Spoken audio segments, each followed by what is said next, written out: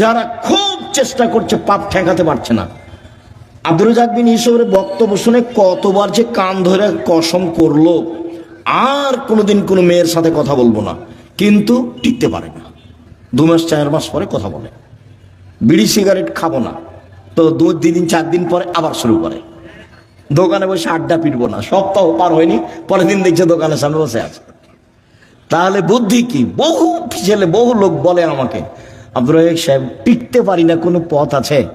ভাইজান আমি তো আর কোনো জাদু মন্ত্র দিতে পারছি না, পথ এটাই। তাহলে রাতে উঠে 2 রাকাত সালাত আদায় করে আল্লাহকে বলেন।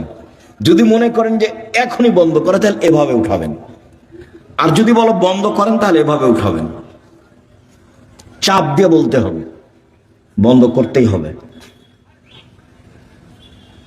বন্ধ করবো না মানে করতেই হবে। তুমি তো পারো, তুমি তো এমন সত্তা নও যে পারবা না, তবু আমি বলছি। তার নাম হলো আজিজ, ওর নাম পরাক্রমশালী। ওর নাম কি? আজিজ, পরাক্রমশালী। তাকে কেউ ঠেকাতে পারে না। কাদির, সবকিছু করতে পারে।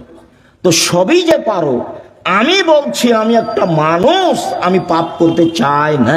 তুমি বন্ধ করবা না কেন? তুমি সত্যিটা বন্ধ করে দাও। আপনি খুব চাপ দিয়ে বলবেন, হাত তুলে বলবেন, খুব বিনয়ের সাথে কান্নাকাটি করে চাপ দিবেন, বন্ধ হবে ইনশাআল্লাহ, হবেই। আপনি একটিবার জেনে রাখেন যে আপনি আপনার সন্তানকে কত ভালোবাসেন, আপনার স্ত্রীকে কত ভালোবাসেন, আপনার পাড়া প্রতিবেশীকে কত ভালোবাসেন, আপনি আপনার জীবনকে কত ভালোবাসেন। মহান রব, মহান সৃষ্টিকর্তা তার চেয়ে আপনাকে বেশি ভালোবাসেন। যে আল্লাহ তাবারক ওয়া তাআলা এই ভালোবাসার কারণেই মাহে রমাজান আপনাকে দান করেছে, যাতে তার রহমত, বরকত, মাগফিরাত নিয়ে আপনি পৃথিবী থেকে বিদায় হতে পারেন। রাসূল সাল্লাল্লাহু আলাইহি সাল্লাম তাই তো বলেছেন যে তোমরা ওই দিন আসার পূর্বেই তোমরা যে অপরাধ করেছো, যে গুনাহ করেছো, কারণ নিকট থেকে যে ত্রুটি করে থাকো কারো কাছে, ওই দিন আসার পূর্বেই সেগুলো ক্ষমা চেয়ে নাও।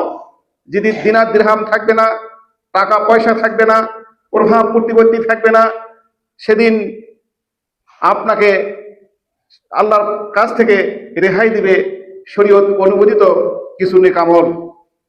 সেই নেকামলের সুবর্ণ সুযোগ হচ্ছে মাহে রমাজান। সম্মানিত উপস্থিতি, সফি সাদেকের রাত থেকে নিয়ে সূর্যাস্ত পর্যন্ত যাবতীয় পানাহার, যৌন আনন্দ, অন্যায় অশ্লীল কাজ থেকে বেঁচে থাকার নাম হচ্ছে সিয়াম। সিয়াম শব্দের অর্থ বিরত থাকা। এই মুমিন বান্দার এই বিরত থাকা, যাবতীয় অন্যায় অশ্লীল কাজ, যাবতীয় গর্হিত কর্মকাণ্ড, পানাহার, সবকিছু থেকে মুমিন বান্দা বিরত থাকে আল্লাহ তাবারক ওয়া তাআলার ভয়ে।